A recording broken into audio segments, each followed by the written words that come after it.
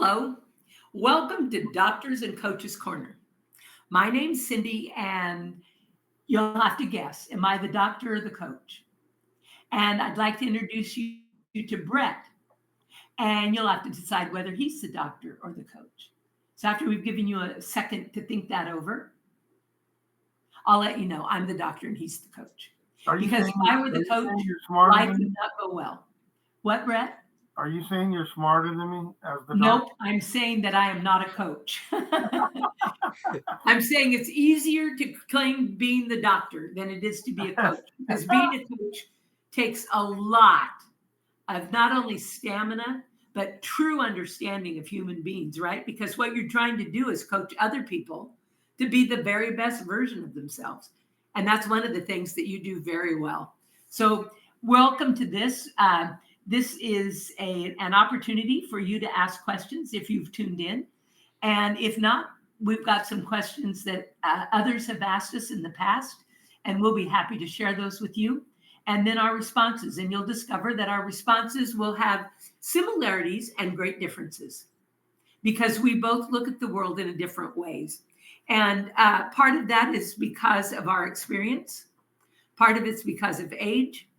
Part of it is because we're different. We are different humans and we see the world as different places.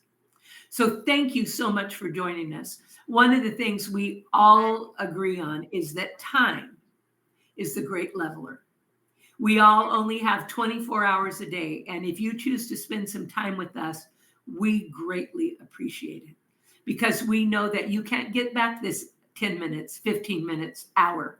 So thank you so much for joining us. We really appreciate it. So now, Brett, give them a coach perspective. Well, what's the topic? Let's start with that. What kind of game am I playing? Am I in a playoff game? Am I in the Super Bowl? Am I in preseason? What am I in? So I think we're doing positive discipline today. Is that right?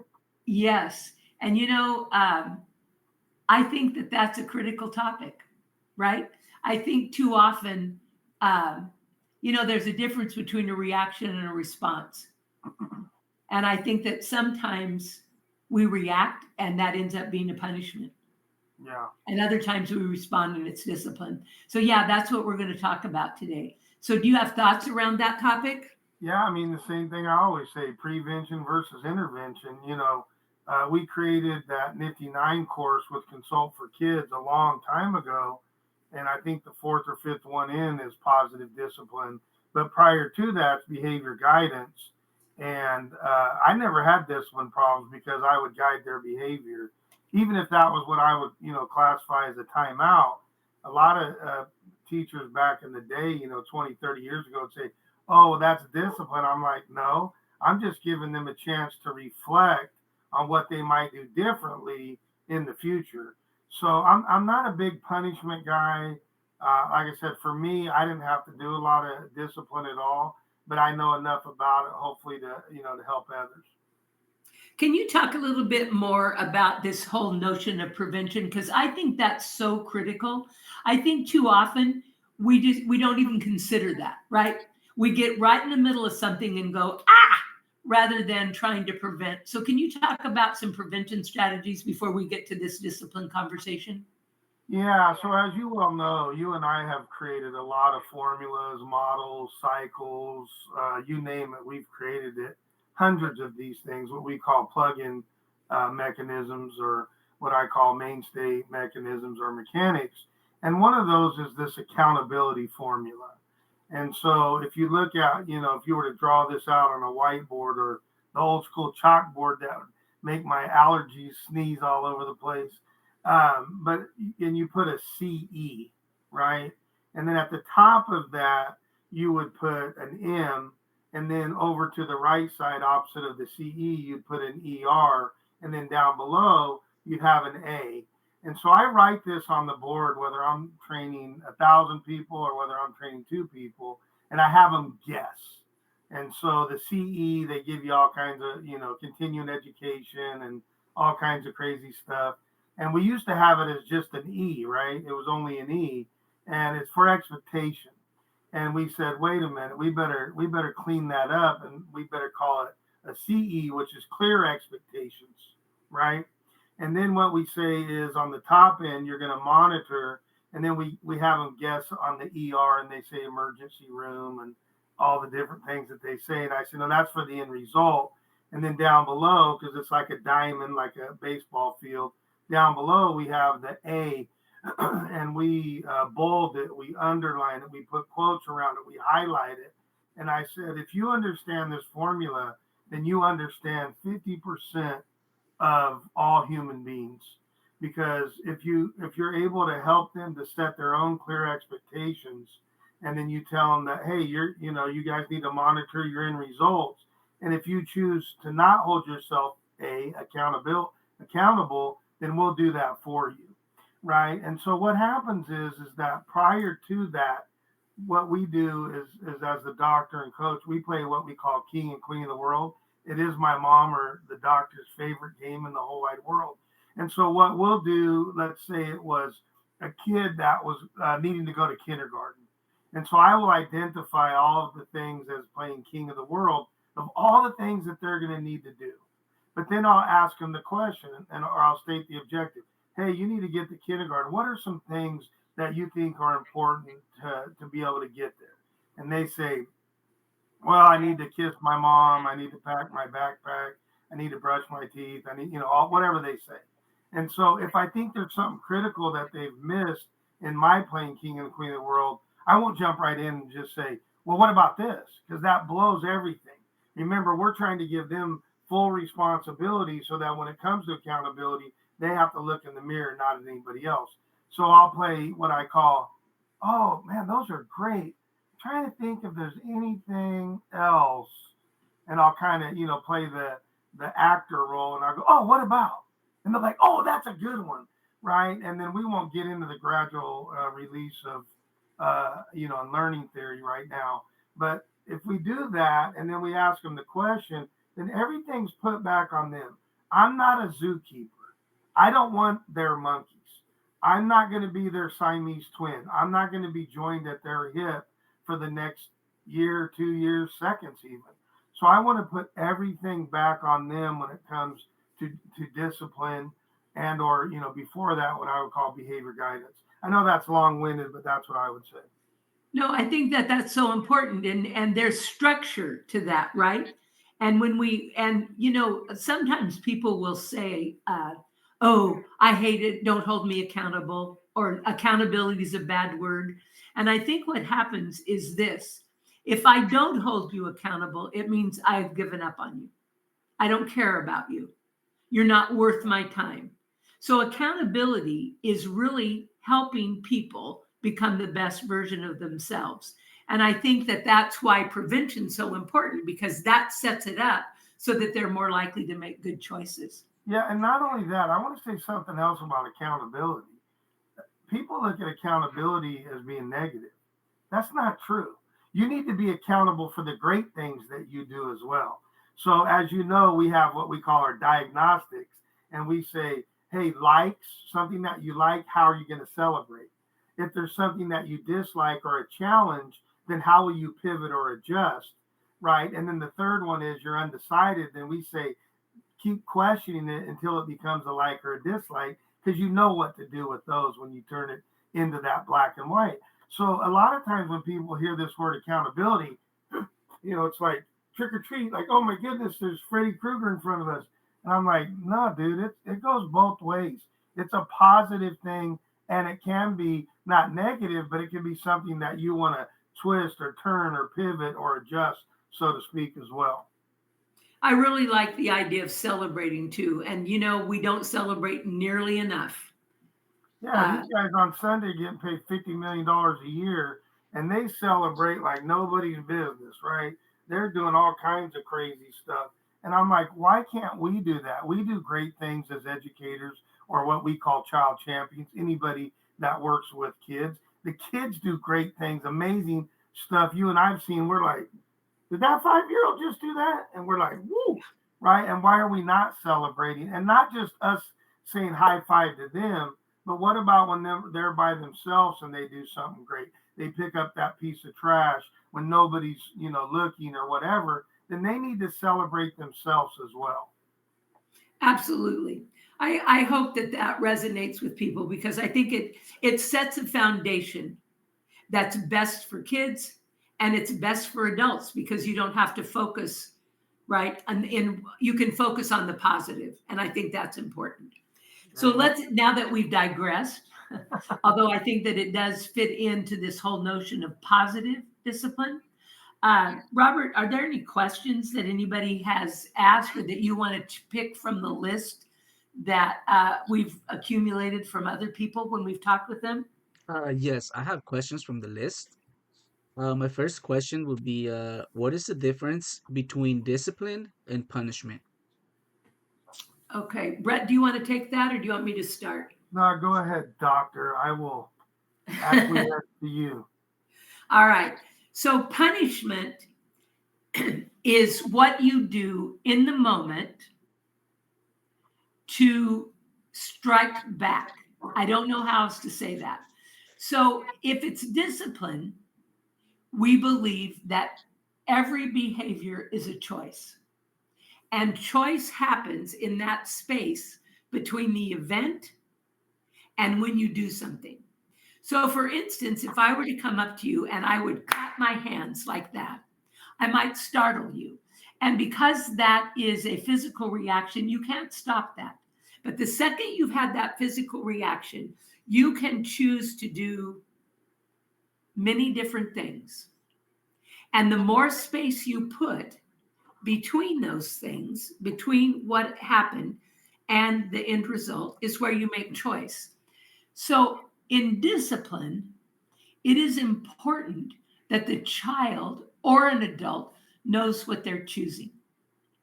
I can choose to meet the expectations that I agreed to. And if that happens, we're going to celebrate this way. Or because I'm human and have free choice, I can choose a different path.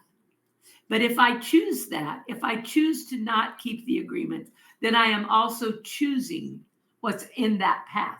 And maybe that is that I don't get to go to the movies. Maybe it is, right? But I know what I'm choosing. Punishment, you don't know what you're choosing. And a lot of times in punishment, especially if you're trying to get the kids' attention, right? They just annoyed you, no end. And you say, this is what's going to happen. And they go, oh, big deal, I don't care. Then you add to it, and then you add to it again, and you add to it again. So you're reacting, and they're not understanding that it was a choice that they made that got them here to begin with.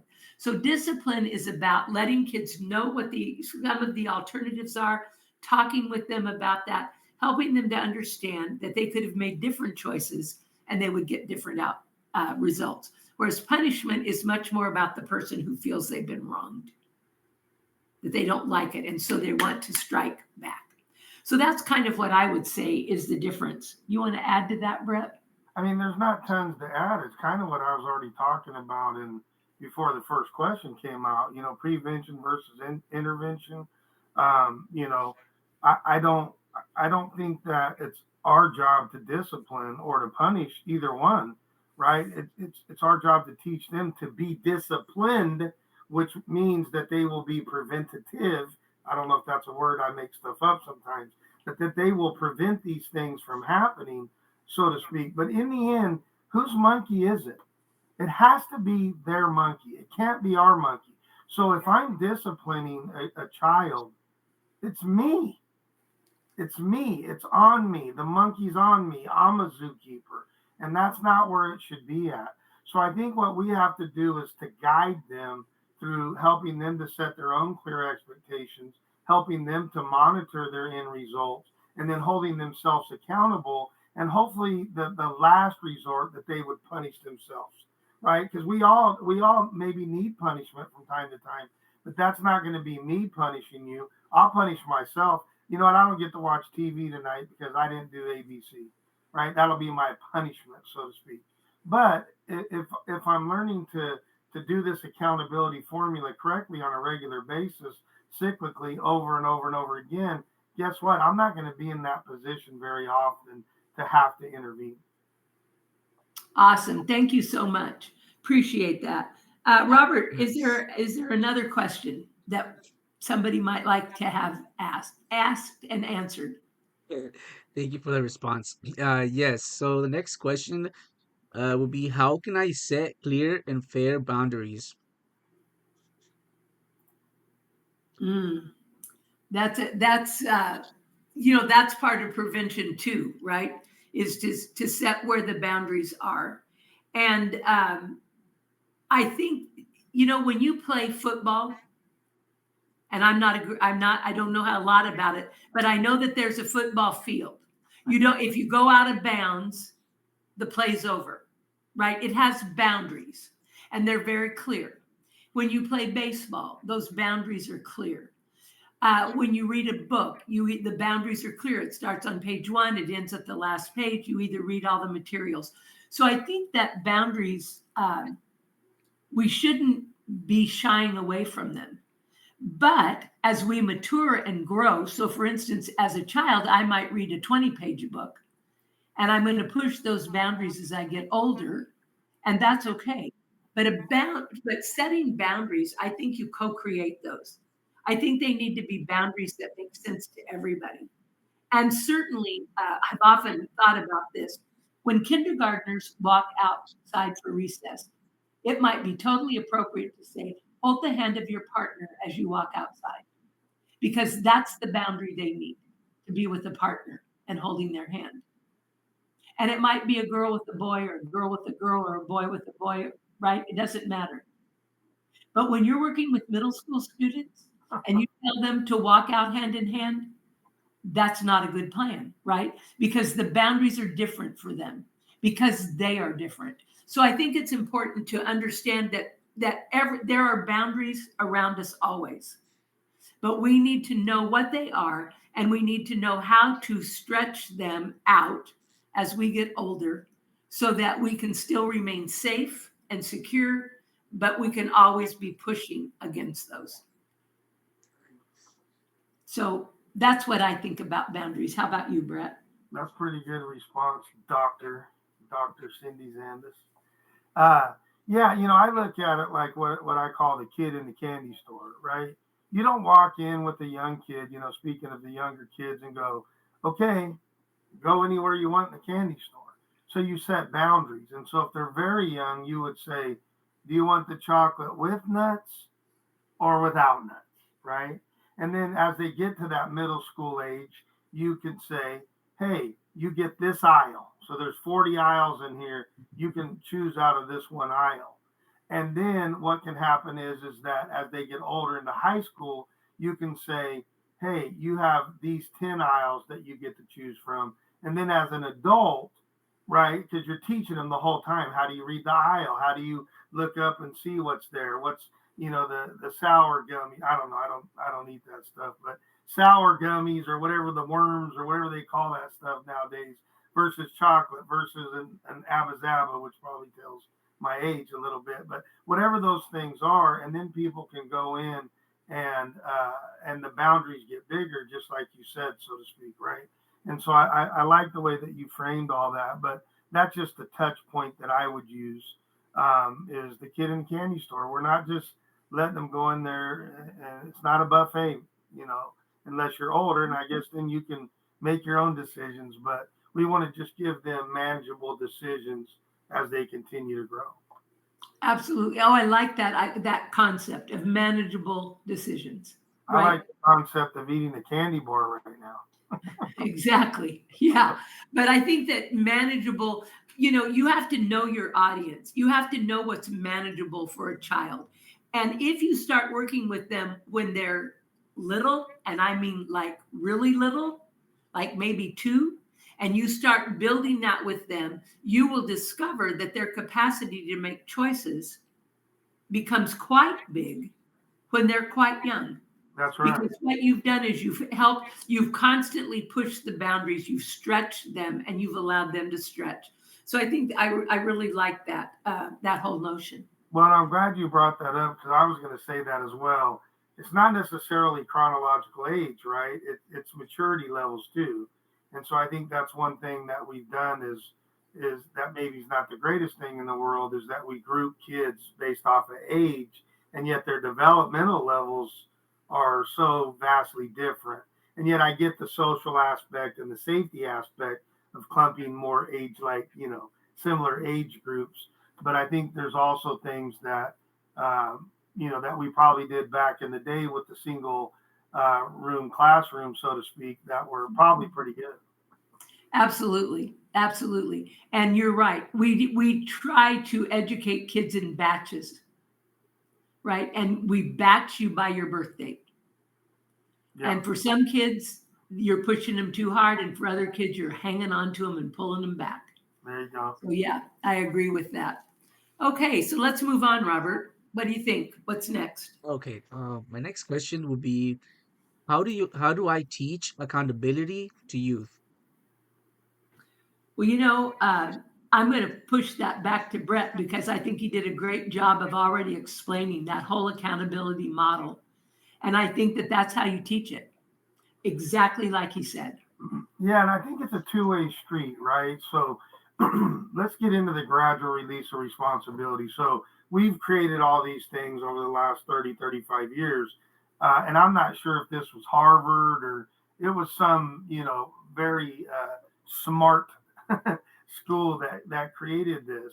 And so if you take a look at it and you go, there's a box, and then you're going to put, you're going to put a line going down the middle of the box, which will separate it by 2. And then you're going to have 4 cells as you go up. And so in the bottom left-hand corner, you're going to have a 0. And then let's say over on the right-hand side on the bottom, you're going to have a 4. And then you're going to go up to the next level, and it's going to be 2 and 2. The next level is going to be 2 and 2. And then you're going to switch the 0 and the 4 on the bottom. So what's going to happen is the 0 is going to be on the left-hand side, and the 4 is going to be on the right. And if we go back to that simple touch point that I was saying earlier about the kid that needs to go to kindergarten, so what happens is that in this gradual release, that I state the objective, we come up with together, but hopefully mainly them, what's needed to get to kindergarten on time in a good spot, blah blah. And so they identify those 4 areas. And so I say, great, I'll do all 4 in day 1 while you do 0 and you watch. And so then the next day, if they're ready, we just talked about that. I may have to do that a couple of days. It depends on their developmental level. But let's say on day 2 that they're sharp and they get it. And I say, okay, which ones do you think were the 2 easiest? And they say, oh, kiss my mom and get my backpack. And I'm like, no, not kiss your mom. I need to kiss your mom. Just kidding. Right. And so what happens from there is that I do the 2 most difficult. They do the 2 easy ones. The next day or 3 days later, or a week later, then we flip flop it. They do the 2 most difficult and I do the 2 easy ones. And by the end, now I'm observing and watching and they're doing all 4. And then the ultimate end is they know how to do this correctly. So again, depending on the age level or better said, the developmental level, that would be a gradual release of responsibility or learning theory. And I just think it's a two-way street. I see these people out there that are the director and tellers of the world. They're, do this, do that. No, pick it up. No, not with your left hand, with your right hand. And I'm like, dude, your kid's never going to learn anything. And the second they can run from you, they will, because you're driving them crazy. Get them to think. Get them to love learning and to grasp things in. And why did they do it this way? And to question and whatever. And as my mom would tell you about me, it doesn't mean that it's all that fun being a parent of somebody that's a questioner and what about this and that thinker and whatever. But hopefully they make pretty good adults. And that's true. And it's hard to sometimes remember that you are not raising a child to be 8. You only get to be 8 for 365 days, but you're going to get to be an adult for 365 times a bunch. Years. And so hey, with AI, it's 365 years. Exactly. And I think we need to realize that. And one of the things that I was thinking when you were talking about the squares and moving up, that kind of reminds me of a teeter-totter, right? In the beginning, you're holding the weight and they're up here totally free, right? And then you start to tip that, and then you are at the top and they're holding the weight. And I think one of the things that we do as adults is when we're on the bottom holding the weight, or we're just barely moving up, we want to jump off. Okay, they've got it. And we jump off, and we jump off too quick, and then they crash and burn, right? Whereas if we wait until they truly have that, and like you said, it might happen in 1 day, it might happen in 25 days. You don't know. But if we wait until they're truly proficient and confident, they have both competency and confidence, then when we jump off, when we're up here, nothing happens to them, because they've been able to understand how that works and to be accountable for that transition. So yeah, I like your explanation of the gradual release, because I think that really is what it's all about when we talk about teaching kids to be accountable. Well, and I think going slow to go fast, because at first, yeah, it's a lot of extra work. I know when we work with the leadership groups across the state, throughout the nation, and eventually the world, that, right, it's tough. It's simple, it seems like, and it's quick to just direct and tell. But is it really in the long run? Because what you can do is start stacking like Legos. So now I can say, okay, we did this as a kindergartner. Now as a first grader or a fourth grader at sports, I can say, hey, do you remember the lessons over here? Yeah. Now they're going very fast. And then eventually, like you've said to me before, now your kids come to you for advice and whatever, versus you going to them, because you've taught them in this correct manner with the gradual release the whole time, but not only on the horizontal, but you also built on the vertical. So we didn't have to go in and touch the burner at your house and burn my hand, and then go to a neighbor's and burn my hand and whatever, because we were saying, wait a minute, we need to continue to stack both the horizontal, but also the vertical. So now when we ran across obstacles that we just didn't have a clue about, then we would come to you and say, hey, what's going on here? Because I'm able to nail all these other things, but this 500 things, but I couldn't do 501. And I think that's why, because we don't go slow to go fast with kids. And I think that's, as my wife says, Dikembe Natumbo, that's not the greatest things to do for kids. Absolutely. No, I think that's true. And we get in a hurry, right? I don't want to have to keep doing that. So I'm just gonna assume that what you're doing is good enough. And Yeah. good enough is never great.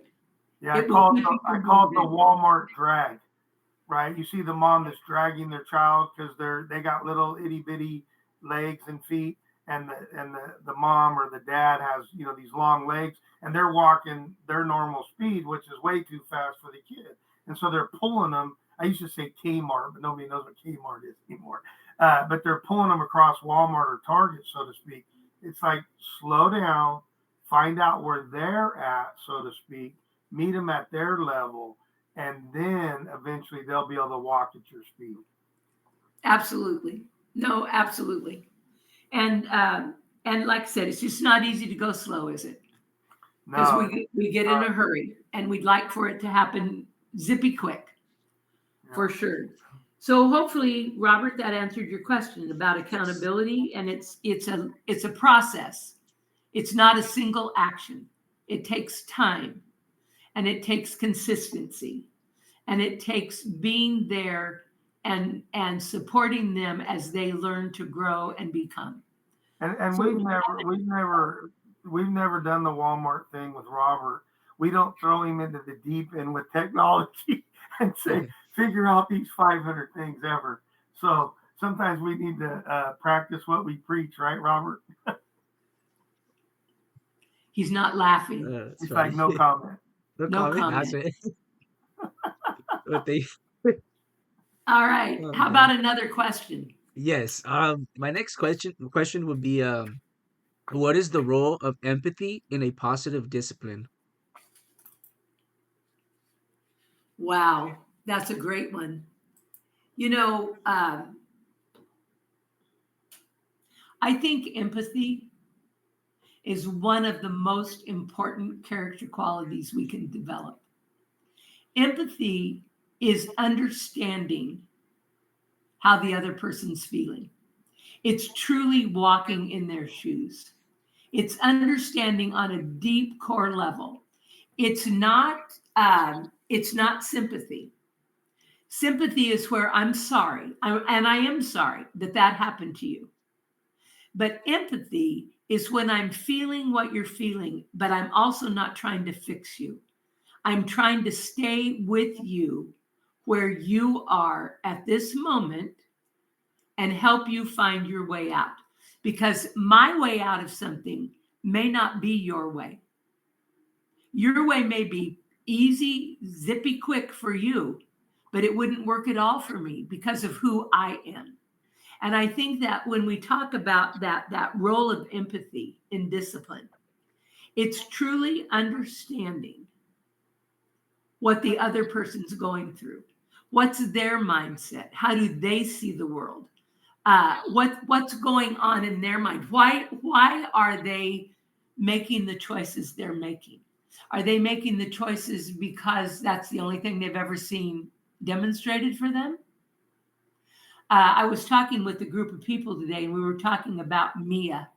And Mia is a little girl who is with a group, and they're all painting their piece of a mural. And Mia decides that Noah's part of the mural isn't good enough. She wants to make it more lively. So she paints on his mural, which of course infuriates him, right?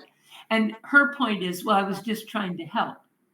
So when we look at that, when we look at empathy, we need to not only look at Noah's part, and his is easy, right? I mean, his portion of the mural was invaded. But what about Mia's point of view? She has a point of view too. And for her, I was just trying to help may be her mantra. And maybe she's going to have to learn about that.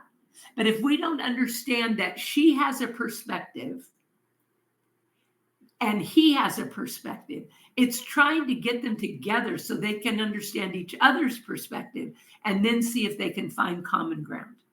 The common ground is that we'd like for the mural to be great. Okay, if that's our common ground, what is it that Mia should or could bring? What is it that Noah could or should bring? Noah may be a minimalist, right? A little goes a long ways. Mia may want to be extravagant. They have to figure that out with each other. So for me, empathy is my ability to truly, as best I can, stand in your shoes and be with you while you're making the next set of choices for yourself. So for me, that's why it's so important in discipline. So Brett, you may see that differently than me. Not necessarily. Just more of an add-on. Like the telephone game. I like what you said. I love what you said. I would start with people's perception is their reality, but that doesn't mean that it's real, but it's real for them. And so, for adults in that situation, it should be easier to be able to figure out. Again, I use the word adults loosely because it's not about age, but it's about developmental levels, that they would be able to figure that out, beforehand. And that's where, like me as a coach, I think a lot of times people don't understand what coaches have to go through, because we've got to set those boundaries as we talked about earlier. We've got to be able to say, okay, where do I see this person fitting in and this person? So if Mia is a minimalist, okay, where do I see her fitting in on this so that she's not, I forgot the other guy you said, the other kid, but whatever his name is, we'll say Joe. How does Joe not overstep his boundaries or vice versa? And so this is a whole preventative talk up front, even on a simple mural that comes into coaching. And that's why I think that coaching is one of the greatest, tools out there, because you have to bring people together. You have to get them going in that same direction, rowing that boat in the same direction, as you say often. And then eventually, whatever it is, maybe it's not the first mural, maybe it's the fifth, they have the cathartic moment where they all come together as a group or a team or a class. And that's the best part of being a child champion.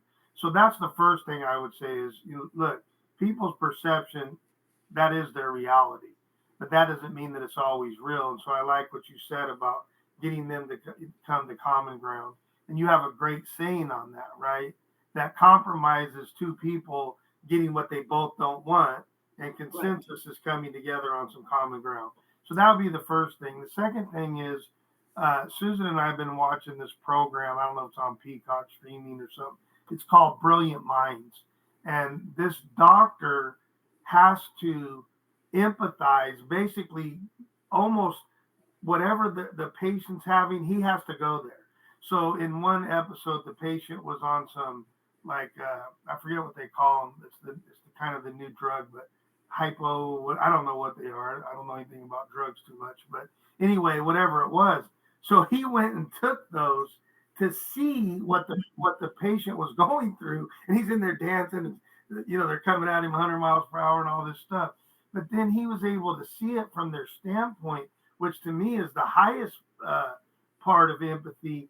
And then he was able to help them to overcome it. Because, like you said earlier in one of the previous questions, we think we know what's going on with these kids, and we don't know. I remember I had a kid at middle school. He was in my special day class, and every Monday he'd come in and he was dead to the world, man, tired, napping, whatever. So I talked, I didn't get mad at him. I talked to him, what's going on? Well, he was from the Hispanic culture, and they were having these big parties Sunday night, with all of the relatives. They have that familiar type atmosphere. So they brought everybody over, and he said the music was so loud, I didn't get to bed till 3 or 4 in the morning. So guess what? I didn't mess with him on Monday. He needed, the best thing I could do for him as an empathetic person is to say, get your sleep, dude. Sleep in class. And then, of course, like you said, the other kids were like, what did I? No. That has nothing to do with you. You worry about you, okay? And so I think that those are really, the brilliant mind piece is how we have to think. And he's able to cure people that were uncurable by other doctors. And I think it's empathy that allowed for that. The other thing is this. I think a lot of times we don't just acknowledge what they're feeling or what they're thinking or their thoughts or whatever. And I'm like, dude, they're thinking what they're thinking. And again, their perception is their reality. So let's start from there, right? Because we always want to, again, drag them at Walmart and go, no, you need to be over here. No, that kid needed the best thing I could do for him is to have him go night-night in class for a couple, 2 or 3 periods. So then I could get the rest of the day where I could teach him something. Absolutely. And what's that? Isn't there a song, Walk a Mile in My Shoes? Right. Right. And that to me is what empathy is. But I also want to stress that when you have empathy for a person, you don't have an agenda for them. You're not trying to fix them. You're trying to help them explore their own options. Because I think when we get in this fix it mode, I'm the knight in shining armor. I'm going to charge in and fix you. I think that's a problem. There's a new ad on TV for a cold remedy, and the person sneezes, and in comes the horse and the rider and says, "Here, I'm fixing it for you." And I think to myself, you need to help them fix it themselves. You want to fix a symptom. There's more to this than a symptom. We have to look for help them find a fundamental solution that will actually move them forward. And you do that by holding space with them, by being with them, rather than directing and telling. Okay, so Robert, Nice. we're ready for another one. Okay. My next question, what are some examples of natural consequences? Natural consequences. I'm going to give mine, Brett, and then you can take this over. I have a terrible touch point, but it'll be effective. But I need to figure out a new one. Okay. So how many of you know that when pizza comes out of the oven, it is really, really hot and it might possibly burn your mouth. I'm going to bet that we all do. And I'm going to bet that during a year, when you have pizza, at least one time, you're going to bite into that pizza and burn your mouth. That's a natural consequence, right? You knew that was going to happen and you were okay with it because you thought, this time I'll be able to take that bite and not burn the roof of my mouth. But when the roof of your mouth gets burned, that's a natural consequence. Now, if I take the pizza from you, that's not a natural consequence. That's me imposing a consequence. So natural means it's what's going to happen. Unless, if you think about dominoes in a chain, right? If you push the first domino, the last one will fall if you don't do anything. That's a natural consequence. The only way that you avert that is to pull one of the dominoes so that it can't go that far. So we can avert natural consequences, but once they're started, if you don't do some sort of aversion, they will happen. So take a bite of the pizza the next time and think it won't be your mouth that's burned, but it will be, because that's a natural consequence. I just was curious, are you speaking on behalf of others or yourself? Oh, I do that at least once a year. At least once a year, sometimes twice. I guess it's my turn. I'll say a couple things. First, I think Robert is probably the poster child, right? Because he's able to do stuff with his hands that is just unbelievable. And I think that a lot of that was due to natural things that happen within his family. Not to get into all his business, but the natural consequence was that you had to learn to work with your hands in his family, and if you didn't, there were going to be, challenges and different things of that nature. So that's the first thing that I'll say. The second one is a terrible touch point. We call touch points metaphors, anecdotes, parables, stories. I mean, so when we say touch points, that's what we mean here. And it's terrible. But I need to figure out a new one. But so I always looked at it like this. So let's say my kid was playing in the tree, and I thought, that looks a little bit suspect, right? Like I'm not saying it's dangerous, but it just looked a little bit suspect, right? That could go either way. It could fall out, whatever. I would allow that to happen because I felt like the natural consequences were always the best teacher. And so, yeah, of course, I've done it. Other people have done it, whether it's monkey bars or a tree. We've fallen off and we've, maybe broken an arm or something. But that arm will heal. And the natural consequence of that is that we'll be more careful in the future. And better to do it in a small tree or a plant and you're only falling 2 or 3 feet than to be doing something stupid when you're 18 at a party and you're climbing up a mountain, the face of a mountain with no wires or whatever.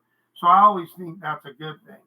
The other side of that is when you have to intervene, the little kid that's getting ready to run into the street, so to speak, and that would get hit by a car. Then it's not about natural consequences. That's when you need to direct and tell, just like in an emergency situation. So a lot of the stuff that we're saying here obviously isn't a one size fits all. You have to use some common sense there, so to speak. But I think that natural consequence, no matter how that comes about, even to the point, I know it sounds extreme, but again, just using this as an idea, a broken wrist or a broken arm may really save the bigger picture as you get older, because you know, like, oh, I don't fly and I'm not a superhero or Superman. That's make believe and fantasy on TV. Absolutely. Yep.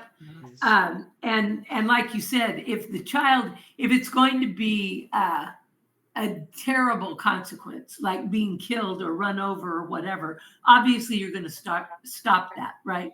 But it's knowing the difference, right? That you don't have to stop every little thing.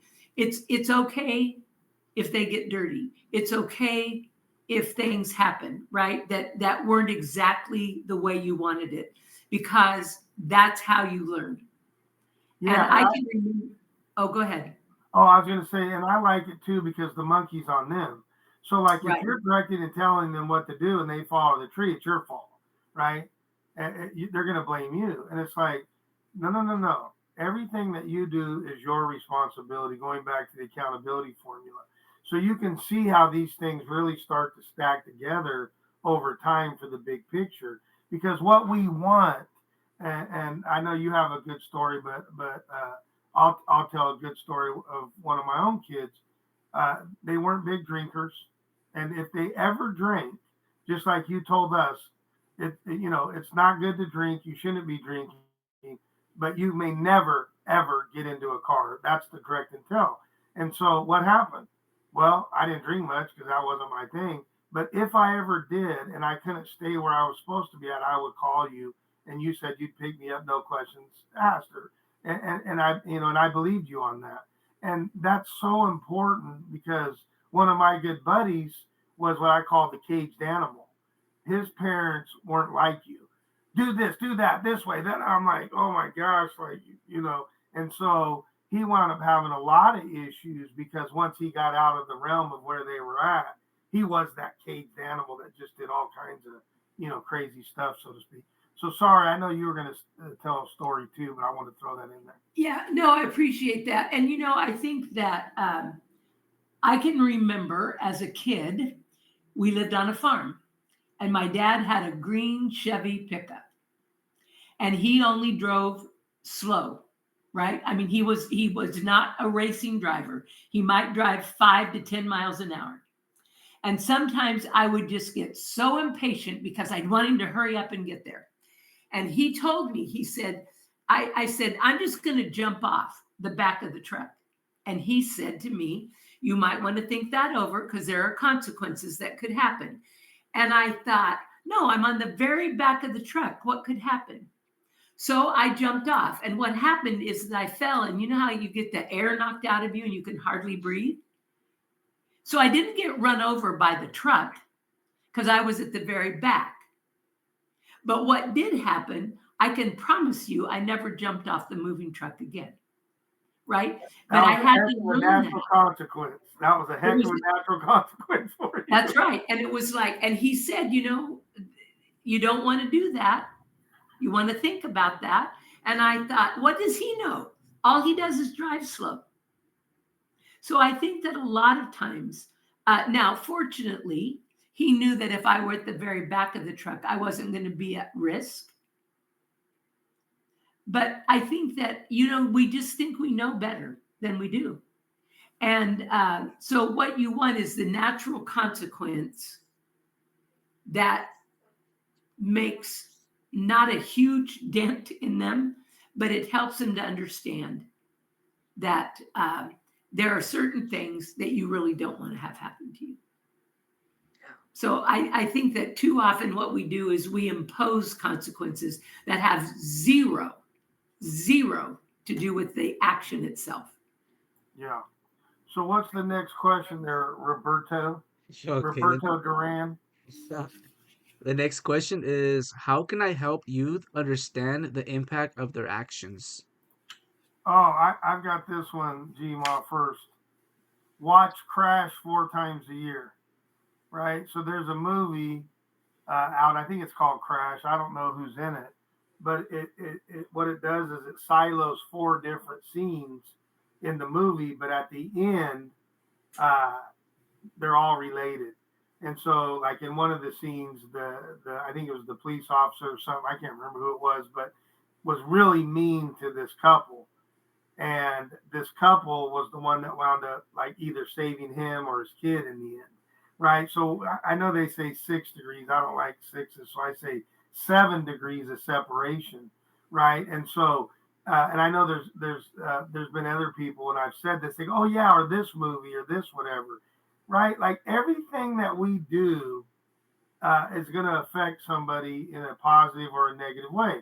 So when I used to pull my car in, I'd get out and I'd look, and if I was not in between the white lines, I was like, oh, but I would go back, right? I'd hold myself accountable. I'd back up and I'd pull them in. Why? Because I said, what about if a pregnant lady was trying to get out of the car and I was too far over on her side? She's not going to be able to get out easy. And that's not okay. because I didn't pull in correctly to begin with, and then I'm too lazy to not pull back out and get in there. So that, or maybe it's a handicap. These are the thoughts that I would have, as far as that goes. And I think Crash really helped me. This was, I don't know, 10, 20, 30, I'm not good with time frames, but a long time ago, when I watched this, and I thought everybody should watch this 4 times a year, because everything that everybody does is intertwined eventually. We don't like that. We'd like to think that we're just on a course by ourselves, but I saw something similar. It wasn't Crash, but it was about what happens to a plastic bottle, right? And when you realize that the plastic bottle that ends up in the gyre in the ocean, the one in the Pacific's the size of Texas, right? That what happens is that it affects the ocean, which affects, and because it covers up the ability of the sun to get through, then things happen in the ocean that affect us. And we're land animals, and somehow we don't seem to think that the ocean matters, even though there's 71% of the world is the ocean. But I think that sometimes we have to realize that nobody intends for the plastic bottle to end up in the gyre in the ocean. But do we do anything so that it doesn't end up in the gyre in the ocean, right? And I think that that's part of what kids need to understand, that the choices you make absolutely coalesce together, and they will ultimately be your habit. And once you are in habit, those are very challenging to break if there are things that you need to reconsider. And that's what I love about sports, and that's why I wanted to coach at a very young age, because you have to come together as a group. You don't have a choice. If you're going to want to be, highly effective, you have to come together as a group, and you have to come together as a mindset. You have to come together with what I call structured schematics, and then you bring the players in together, and all of that is working together in this. We used to have a thing in basketball we called the amoeba, which is this, it's just because that's how we would approach our press, so to speak. And I think that if people understand that everything that we do will eventually may not be wrapped. Let's say it's lying. Now you may get away with it once or twice or 3 times or 5 times, but eventually it's going to catch up with you. And then does it affect your whole family? Does it do this? Does it do that? Absolutely, that's the case. Yeah. And what do they say? Karma, right? What goes around comes around. And sometimes we don't like to think that either. But we have to be careful of that. That's right. We have to understand that that behavior is about choices. Even if you don't think that you're making a choice, you are. And then we have to take a look and decide, are the habits we're in the ones we want to keep? Or are they ones that we need to alter, even though that's going to be hard work? Yeah. Because in the end, we'll get better results. That's right. Hey, Robert, so I see, is there a couple people that are viewing? Did they have any questions or no? No, they don't have any questions yet. It's Muddle, Dart, something, and then that's me. SMM Ideas. Hi, guys. Thanks for coming. We appreciate it. Our first 2 viewers. Come back in a year. We'll have thousands, hopefully. Yes, that's the goal. I do have another question. Sure. Okay. So the next question would be, what are effective techniques for teaching self-discipline? I have one, Grandma, that pops to mind. And it's funny. Do you want me to go first, or do you want Sure. to? Remember the marshmallow test? Yes, I do. Well, I didn't do it, but I remember reading about it for sure. Yeah, so I don't remember the whole test, but the bottom line is they would bring a kid in to this room that was, just a kid in the room. They'd have a marshmallow right in front, and they would give them a time factor and say, hey, if you don't eat that marshmallow within 1 minute or whatever the case may be, then you're going to get 2 marshmallows. And so watching these kids, right? So the effective ones were people that turned, completely away or were fidgeting with themselves or anything else but looking at that doggone marshmallow, right? But the ones that were looking at the marshmallow, or they would look at it for 10 seconds and then they would pick it up and they'd lick it or do something. Eventually, what's going to happen, right? Eventually, they're going to eat that marshmallow.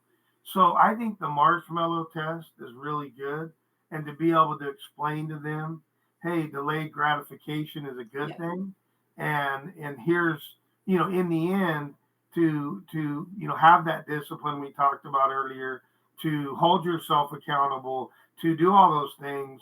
What's the old saying?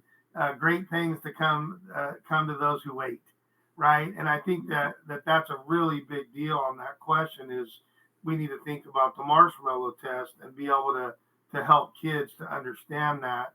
And it'll be tough at first, especially the younger that they are, so to speak. Absolutely. And that whole point of delayed gratification, right? Picking the career that you want, whether that's learning how to do something or going to college to learn how to do something or being an apprentice so that you can learn how to do something. But however you decide to learn the craft, the thing that really, that you love to do, right? Because what's the saying that if you do what you love, you never work a day in your life? And really, that's what you want. You want people to do what they're passionate about, what they care about, right? And so when we think about that, I think that's part of this deal of understanding that what Malcolm Gladwell says, that you need 10,000 hours worth of practice. Once you practice, then you can move forward. And then I also heard another person who didn't comment on Malcolm Gladwell, but he commented on that concept. He said, a lot of people feel like that they spend their time. So in Gladwell's case, the 10,000 hours, you spend that time practicing, and then you think that you're done. The fact of the matter is, after you practice, after you master, after you take something and really make it your own, that is when the work begins. That is when the opportunity comes, because you've now gotten to a point that you are ready to apply and use what you learned. And that's where it begins.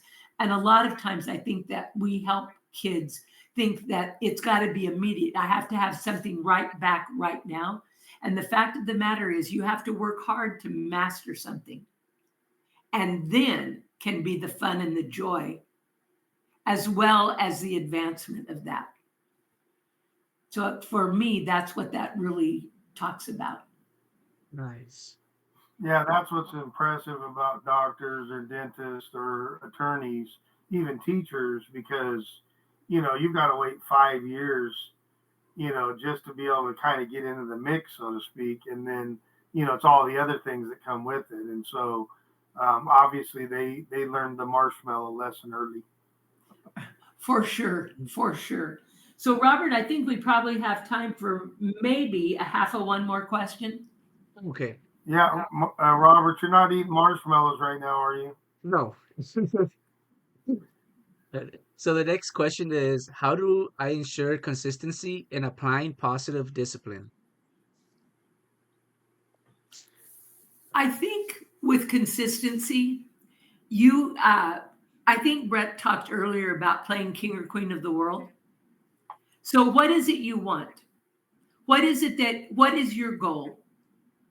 And then how will I consistently move toward the goal? So if you look at people who run marathons, right? You have people who don't ever intend to win, have the winning time, but they have a goal for themselves.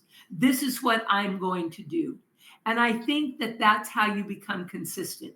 Because if you're going to do a marathon or you're going to do anything in life, it's not going to just happen the first time.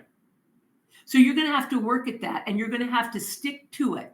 And being able to persevere is how you get the results that you're looking for.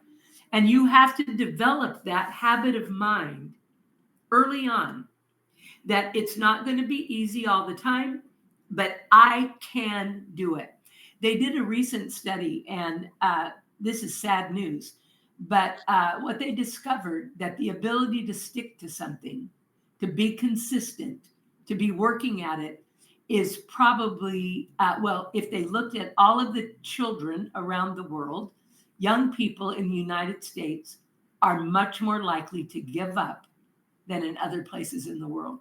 We have done a number on teaching people to be helpless. And the fact of the matter is consistency in always reaching toward your goal, in clarifying it, expanding it, shrinking it, whatever that needs to happen, but consistently moving forward to what you are trying to accomplish is, to me, the value of consistency. And we all are tempted to be a raccoon chasing the next shiny thing. But how can we keep consistently moving toward our goal? And I think you do that by actually doing it and by modeling that for kids. I don't think you can be inconsistent and tell kids they ought to be consistent. I don't think it works that way. So, Brett, would you like to say anything before we end this? I don't think so. I think that's a good note to end on, and it's 7:00 straight up, and so we'll be here again, same bat channel, same bat time next Tuesday. And thank you, Muddle and SMM Ideas, for showing up. Bring a friend. All right. So see you all later. Take care. Bye. Yeah, about 1 second. 1 second.